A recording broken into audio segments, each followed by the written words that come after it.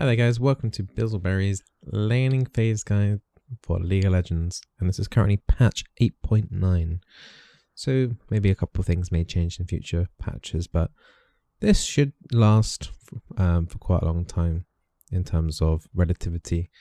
We're going to be focusing specifically on bot lane, so this will help both supports and AD carries at least get a gist of where you should be putting down wards, how to play against certain compositions against the team, and generally what kind of thing you should be doing in the laning phase to maybe, win a couple more games through winning the laning phase. Because in solo queue, if you can win laning phase and if you can stomp them laning phase, then basically the enemy team will probably start bickering between each other and maybe they'll surrender really early. So we'll go straight through to the warding section first. So as you're in lane, there's a couple of things that you might need to consider. If you're starting on this side of the map, you might need to pull for your jungler. So as you're coming through to here, you generally want to be scouting here before the lane even starts. Be aware if your mid laner isn't standing here, because they can do some weird pathing where they go all the way around.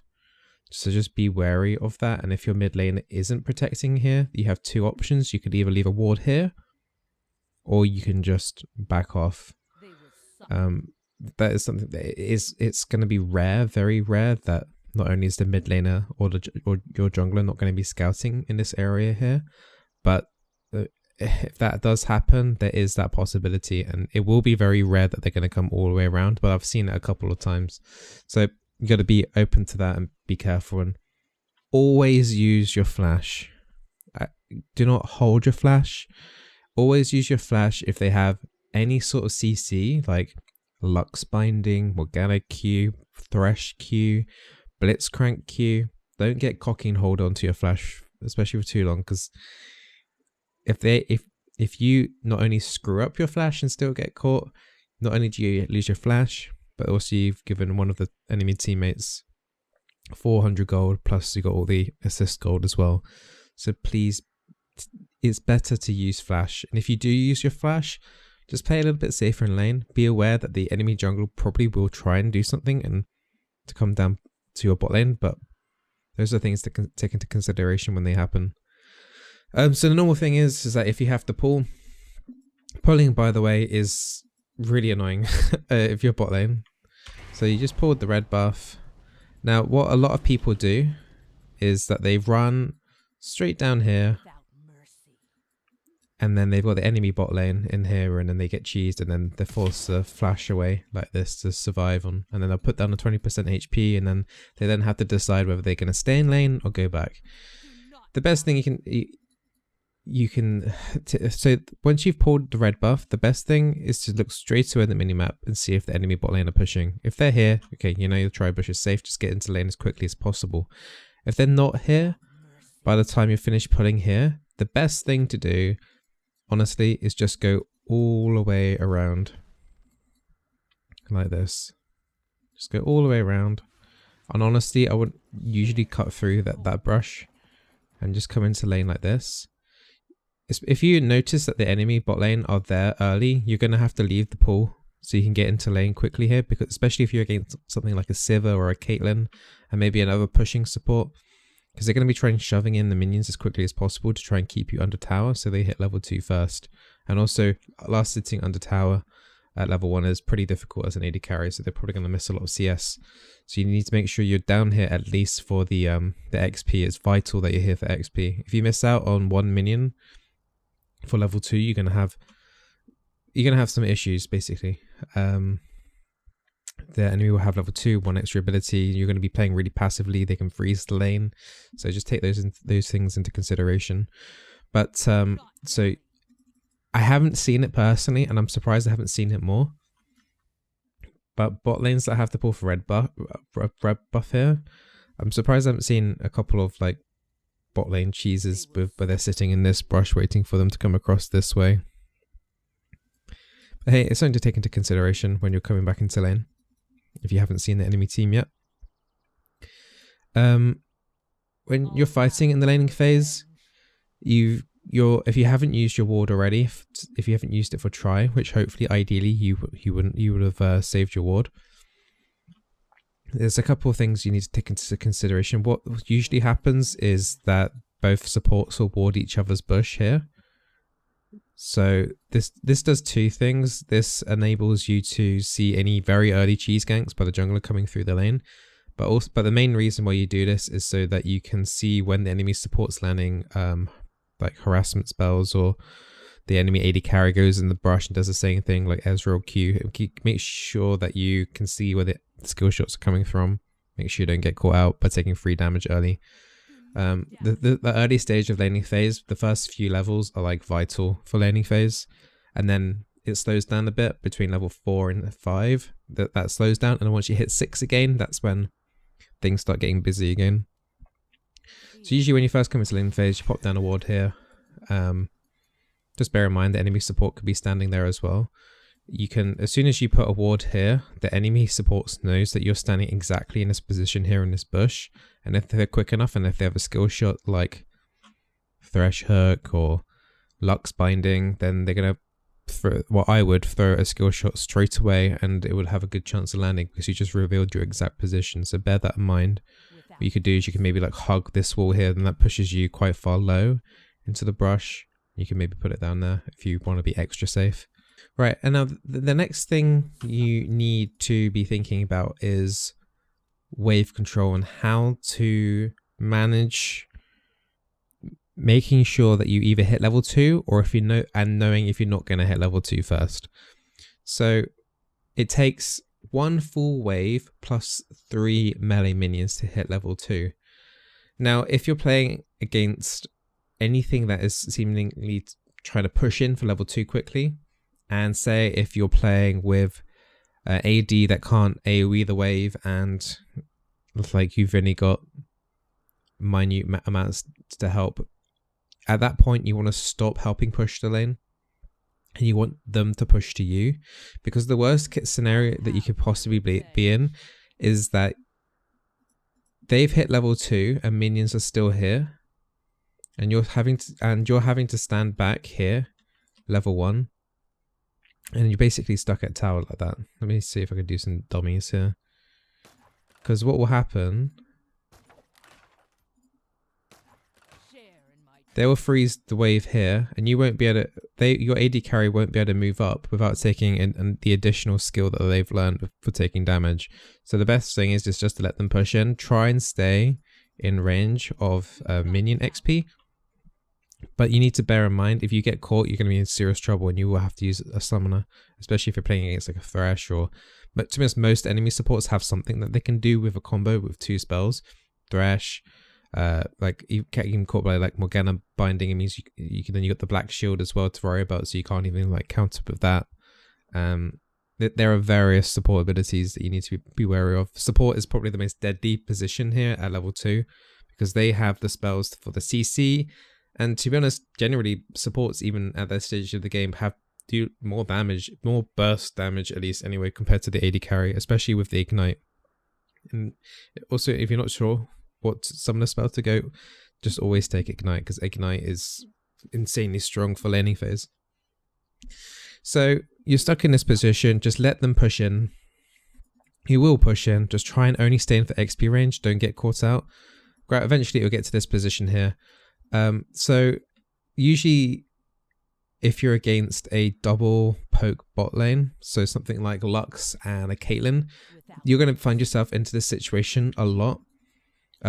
Some in low elos, they might just auto push in. In high elos, they might attempt to freeze here to try and be able to catch you off guard, but they might auto push in the lane, which will mean that you and your AD will be here.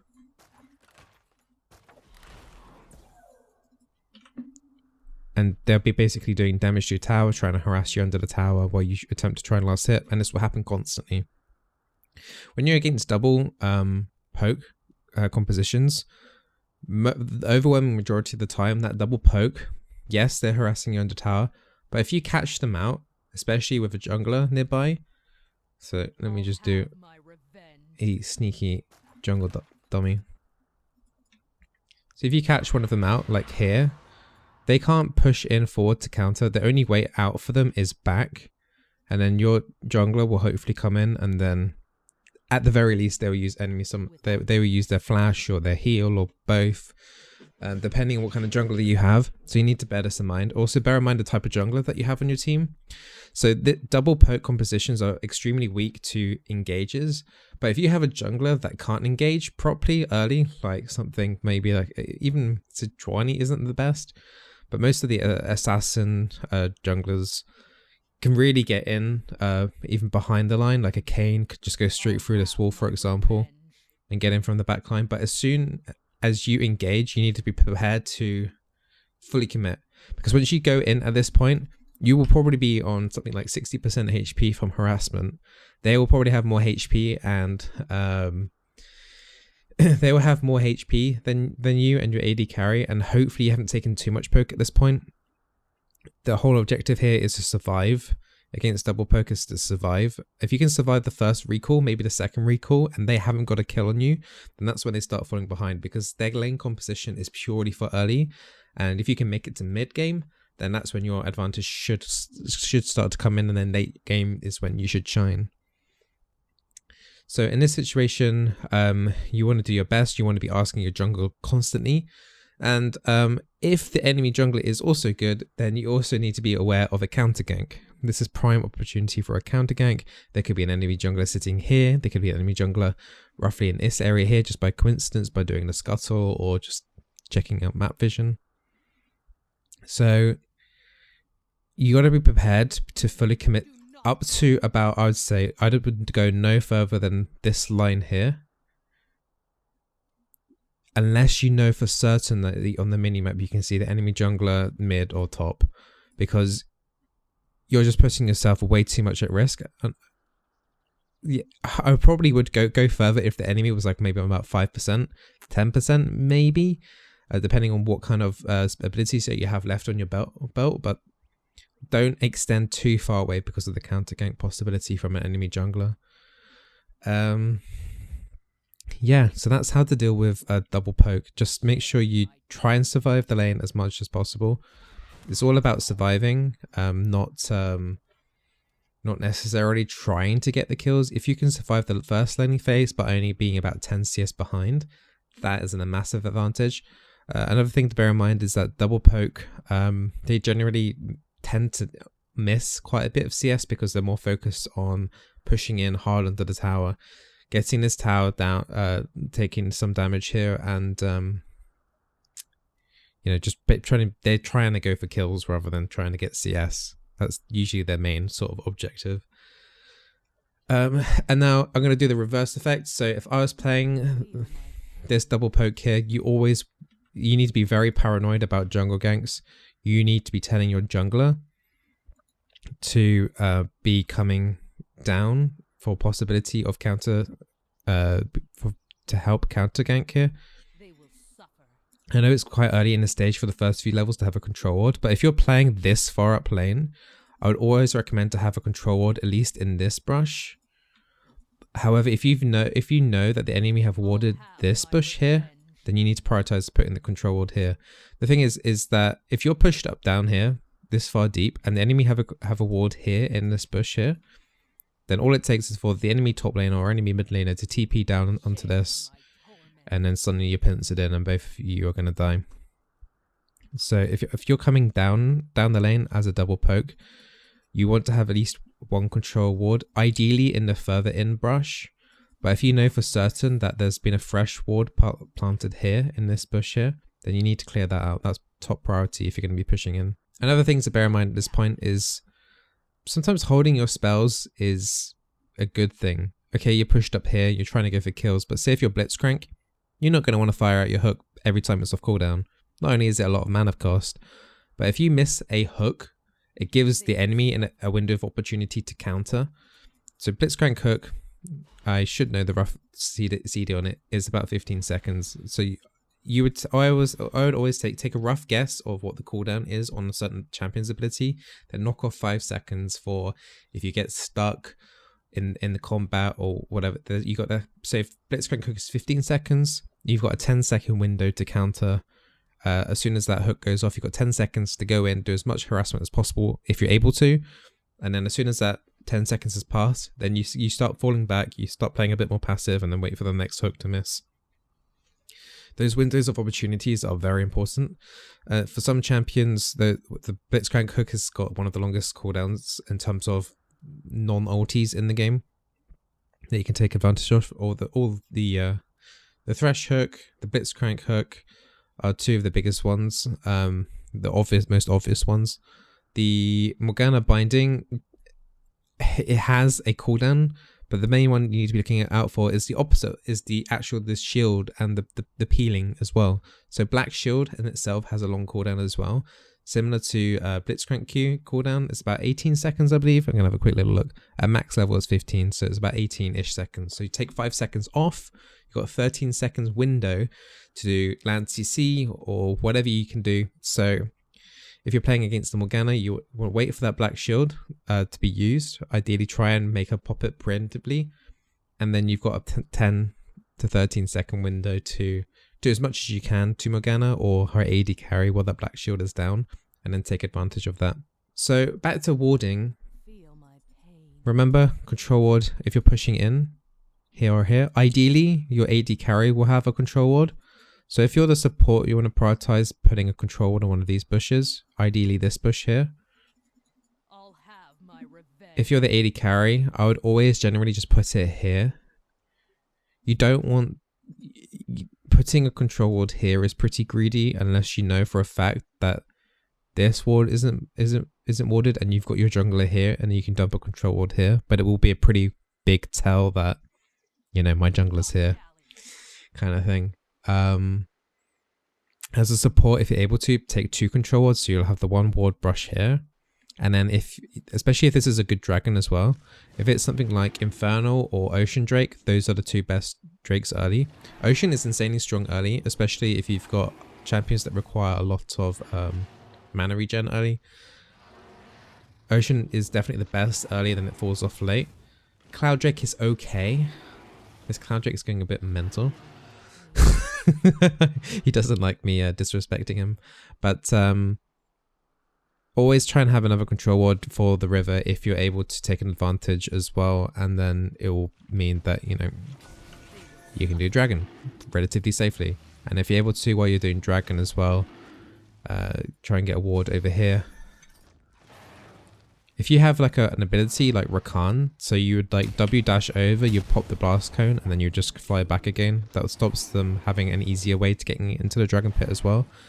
And one thing, if you're on this side of the map as well, pull out the dragon. Time and time again, I see people not playing out the dragon, and if the enemy has like a Lee Sin, all that takes is 1 Q steal and then ward hop over the wall. Just make it difficult for the enemy to be able to pick up the dragon. Only takes 1 second to pull out the dragon as well.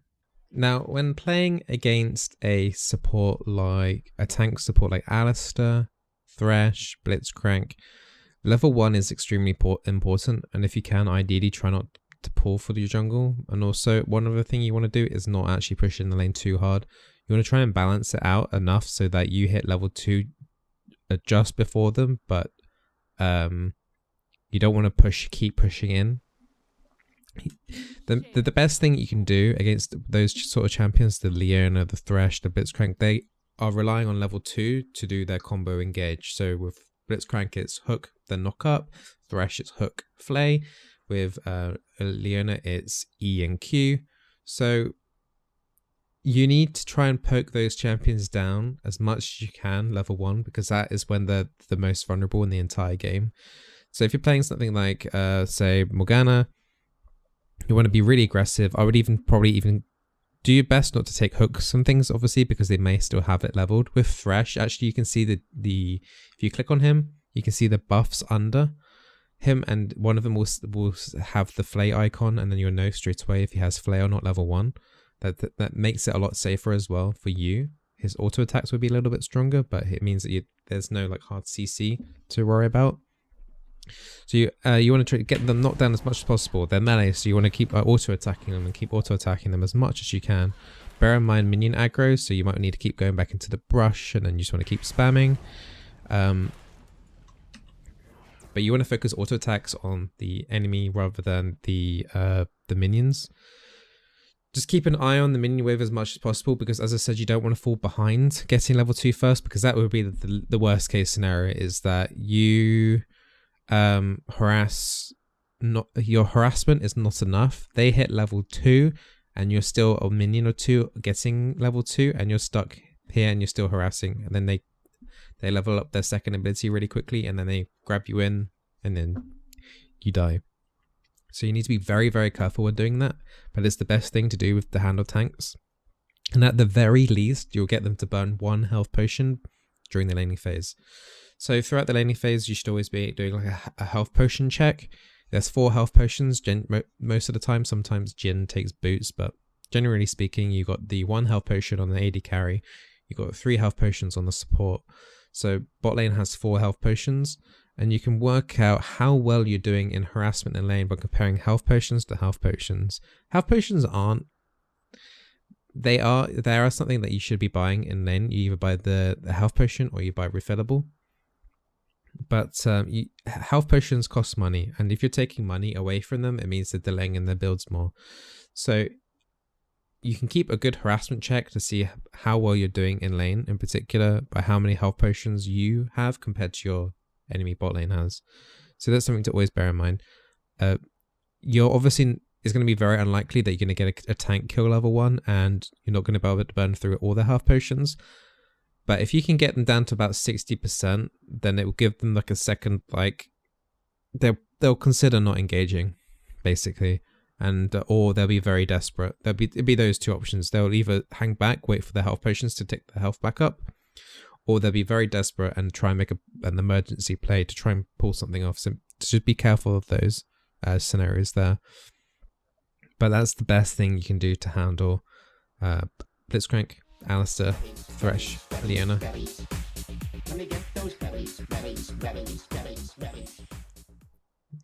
Getting follows during my VODs. So those are the best things that you can do during your laning phase. Okay, so another thing is to talk about when to roam. I get asked this question fairly often in Twitch chat, like a few times a day. So it's my AD carry sucks. What can I do? I always feel like my AD carry sucks, and I always lose all the games, and feel really stuck, silver 5 or something. And the best answer you've got to that is there's more than one other lane. There's other objectives to take. There's other things you can do. And even if it means that your AD carry flames you, the option is roam. So say if your AD carry has been making constant mistakes, for example, constantly taking CC or hooks, even with you in the lane, that's been happening. And even if you leave that lane, it's still going to happen. So you effectively want to bail, but not fully bail. There's some tricks you can do. So say you're around about level 4 or 5, ideally have already bought mobility boots. If you're able to roam on those sorts of champions like Blitzcrank, Thresh, Rakan, Morgana can roam with mobility boots. There's a couple of other champions that can roam. So the first thing you want to do is, after you buy, say your AD carry died, you just recalled, or you both recalled after, losing a fight, and you both had to recall anyway. So you go back, you insta buy mobility boots. It is very greedy to do that. It is very risky, but at that point, if your AD carry has been doing that badly in lane, then it's like, okay, well, I need to find an advantage somewhere else. So what you should need to do is you need to run straight mid. Hopefully you're able to buy some form of control ward as well. You go up to here. You got 2 options, either going left or right. I'd usually like to go right still, so that you're closer towards bot lane, so you can go back into lane. Then at this point, you've got 2 options. So you can go control ward over this wall here. This area of the map is very rarely warded. If you're able to come straight through here, that's perfect. Sometimes the enemy jungler has this brush warded or this brush warded. And that will tell you, okay, straight away, is there a warden there? Is an enemy jungler there? Or whatever. That tells you a lot of information straight away to see if it's going to be able to work. And then I'll have my revenge. you got. Then what I would usually do is then put another ward over here. That tells you deep information. That doesn't reveal, as long as the mid laner isn't like here. Just be careful that you have an eye on where the mid laner is. So you've been able to come into this brush here. Bear in mind there could be a ward here.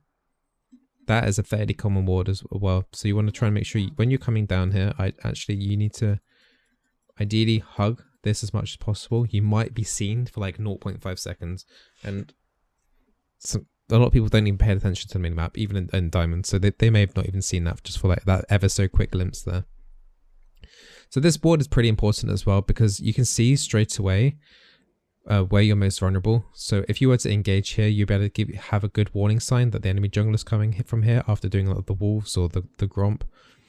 If they're coming from river, this control ward here will give you information as well. And you kind of just want to waiting is I know it's hard to say like, okay, we're gonna wait and then wait and wait for the enemy mid laner to overextend just a bit or use an escape ability. Say for example that you're playing the enemy mid laner is a fizz, you'd want to wait for them to use their E to wave clear, and then you go zooming in and then you do your thing and hope everything lands. The worst case scenario in that is that they only use flash. The best case scenario is that they think they can dodge stuff, they get hit by the stuff, and then they flash and then they die. That's like the ideal scenario there. So you always want to be like, you have to wait, because most ganks like this are very risky, and you need to take as much risk out of that as possible. So try and work with your mid laner. So if your mid laner is an Anivia, try and wait for her to do some sort of like combo with the wall and stun, or try and wait for that anticipation. Say make your mid laner do a very slight overextension, for example, accidentally go forward,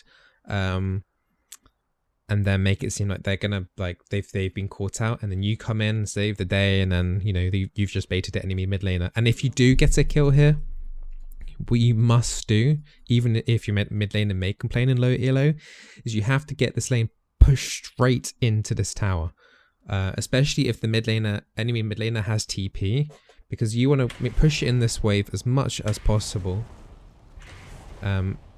Because so lane can reset for your mid laner, because basically when they TP back to this tower, they're gonna have about 10 minions here, and then your mid laner will recall, and instead of having to do an emergency TP to get back here to clear out CS, they can easily walk up. By the time the enemy minion wave comes into lane, they would have just strolled right up. The enemy would have also used TP on top of their flash as well in that gank. So this is like absolute ideal situation. Also, you want to be telling your jungler that you're doing this as well. Everything that you do, you want to be giving feedback to your jungler. You want to say, jungler, I'm doing this, jungler, I'm doing that. Usually you can just do that with on the way pings. You can ping your jungler at the same time, just to make sure they've got the exact idea. That is a really easy way to communicate to your jungler, saying, I'm on my way, this is going to happen with or without you, and then usually they do it. Ganking top lane is a lot riskier, because once you've done your play here, you may need to recall and then go back to bot lane. But if you come out of this and you survive, and as long as you know where your enemy jungler is, I mean, the enemy jungler could always be like waiting for you to rotate back to bot.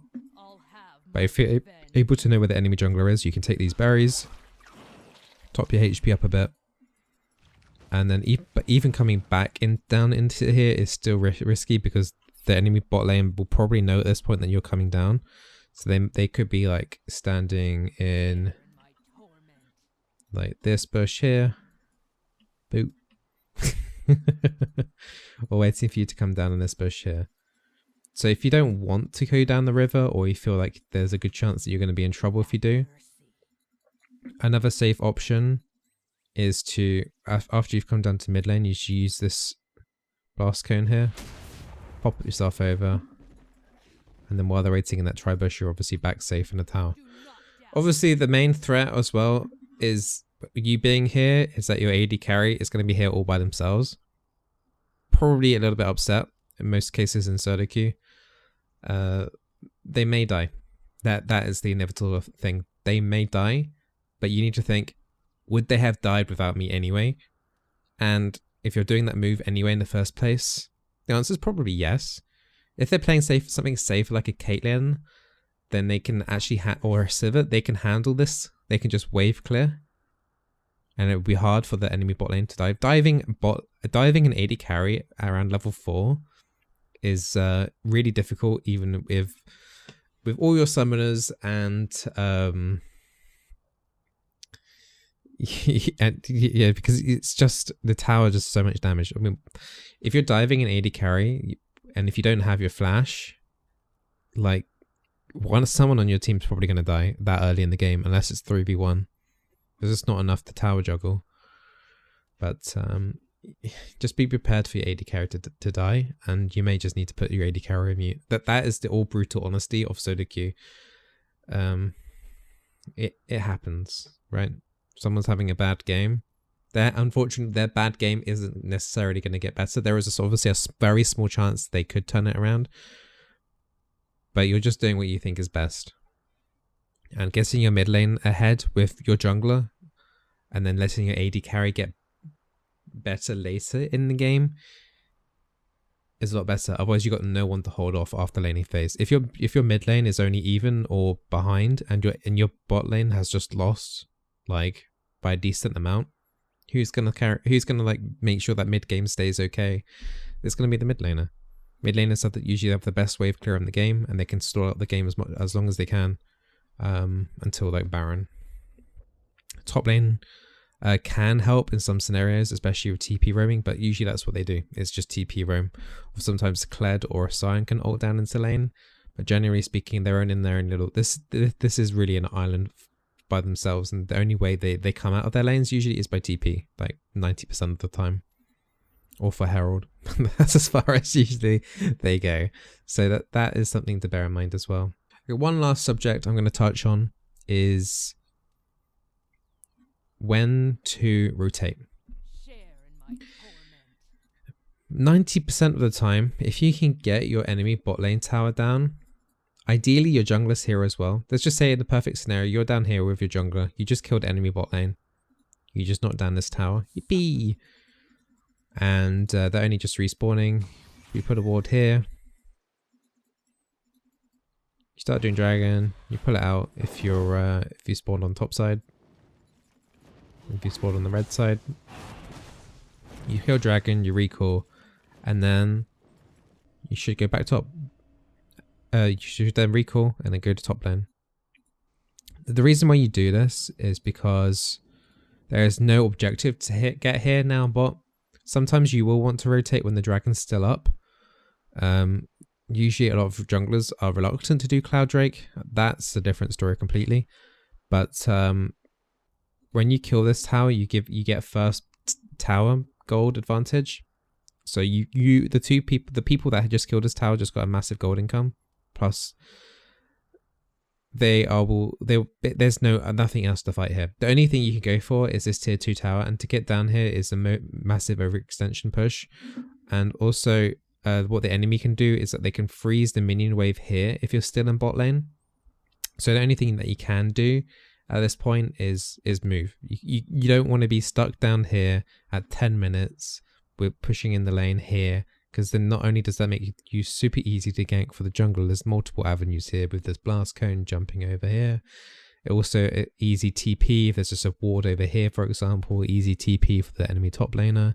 Mid laner has a chance to roam down as well. You're just in a really bad spot so early in the game to be this far up in lane. And if you are finding yourself pushed in this much, if you have lost bot lane and you notice they're still pushing in, you actually do want to meet up with them as a 2 still, and you want to freeze the minion wave here, because it will only give the enemy bot lane one option to keep. Well, they got 2 options. They can keep pushing, and they should die. There's no reason why they shouldn't die. or it forces them to go into like through the jungle and through to mid, and then they waste time. They haven't recalled, they haven't spent their gold, and then as long as you tell your mid laner that they're coming, your mid laner can hang back, and then the whole objective is if you're losing, you want to stall it out the game as much as possible. If you're winning, you want to make it as quickly as possible. And if you're able to just stall here when you're losing, a minute or two can make all the difference. So usually you want to rotate up to top side once you've taken his tower straight away, or after you do dragon.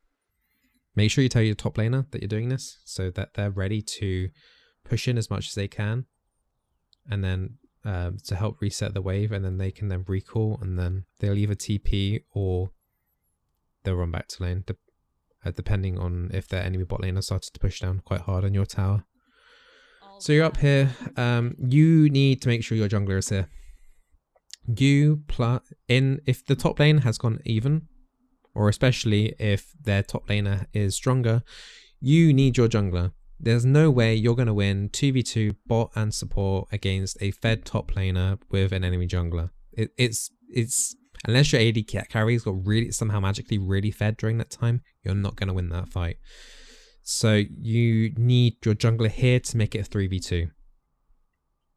If you can make sure that's a 3v2, and then you can start being aggressive. Or you see that the enemy jungler isn't nearby, then it's still a 2v1, and just be careful, but you should be able to have the edge there. You got numbers advantage. So you'll be pushing up here. Obviously you would want to put a ward here. Hopefully you would have bought a control ward at some point as well. You can either put a control ward here in this bush here, or here for Herald. It will help see any rotations from mid lane coming up, any junglers coming through here, or over the blast going to try and sneak in. Also, this control ward will be helpful for when you if you're able to pick up Herald later on. So you're pushing in the tower here, and then the ideal situation is you've got your jungler nearby. Your jungler is either here just for presence or to gank, and he needs to decide that quickly. If he's here for presence, he's going to be pushing in with you and just get this tower down as quickly as possible so that you've got 2 tower advantage. Or he's going to be here waiting for the jungler to rotate, and you need to be keeping your eye on that, because then that changes your objective. It's changed your objective from getting this tower down to making sure you can clamp down on the enemy jungler and stop that rotation from happening. Because if that jungler manages to sit under tower with the top laner, you're going to have a very difficult time diving 3v2. Usually what most junglers do, they come through the river or through this pathing here, and they try and make a play here with the top lane, and they will use everything to kill you. This is why you need your jungler here in this area here, or even in this bush here, to wait for the enemy jungler to come through. Your jungler just needs to be here and ready for that, and then it could be a close fight depending on how fed the top lane has got. But you should, in theory, come out on top, be able to take that tower. If you come out with you kill them outright 2-0. Then obviously you want to pick up the Herald, and then you do the same. You recall, and then you come to mid, and you rinse and repeat. You put pressure here, keep them pressured up. Some good wards to do here when you're coming into the lane here. Same ward here is very strong. Another ward you can do is here. Here's a good ward because the tower can't see it. That's the tower range.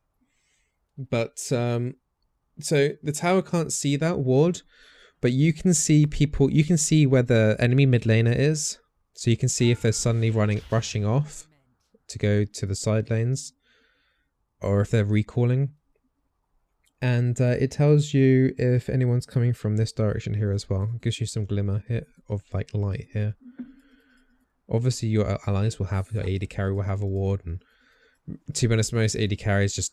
Honestly, like AD carries that don't play support, they are very predictable where they're going to put their wards. Usually they just go, okay, I'm just going to put it in this brush because it's a brush, and then whatever. Do you know what I mean? But you always want to be hanging in the areas where you have vision. There's no point to having all this vision here and then standing over here, and then you've got you go, oh look, enemies in there. You just got ganked. You're dead. Whereas you've got guaranteed vision here. You know the enemy is not going to be here. This is your safest spot. So you keep harassing, keep pressuring. You might want to use Herald at this point. Getting this tier 1 tower down is very important during laning phase because it takes away a lot of rotation protection and it takes away a lot of vision. And it's right in the middle of the map. So you've got Baron and which is usually at this point both tier 1 towers are down for Baron, but the Dragon is also a big objective still. So it gives you more vision to rotate as well. And also once you kill this tower here, put a ward there. Just put it straight down there. It tells you very deep vision on, gives you inkling on if they're here from after defending. You can see if they're going to go left or right here. Usually they pop up here and then you see them rotate around, and it tells you very early on how many people are on what side of the map and how weighted it is on each side. So top half, bottom half, how many people are on the top half, how many people are on the bottom half of the map. And yeah, just keep applying pressure as much as possible. In my next video, I'll be talking about more into how to progress through the mid game and late game. I think that'll be more of a one bundle there. Hopefully that gives you some inclination of what kind of things you should be doing for your laning phase. When to roam, when to rotate, how to rotate, what you should be doing in terms of warding, how to deal with your lane matchups. It's just a little bit everything. I know it's a very general guide.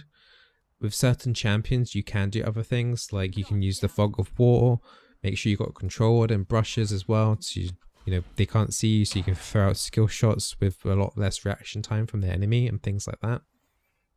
But yeah, I hope that helps you out. I did my best. If you got any suggestions in the comments below, feel free. I'll be more than happy to help and answer any questions that you guys have. Yeah, if you enjoyed the content, feel free to subscribe. I'll be pumping out these videos every two or three times a week. And yeah, what is going on with that tower?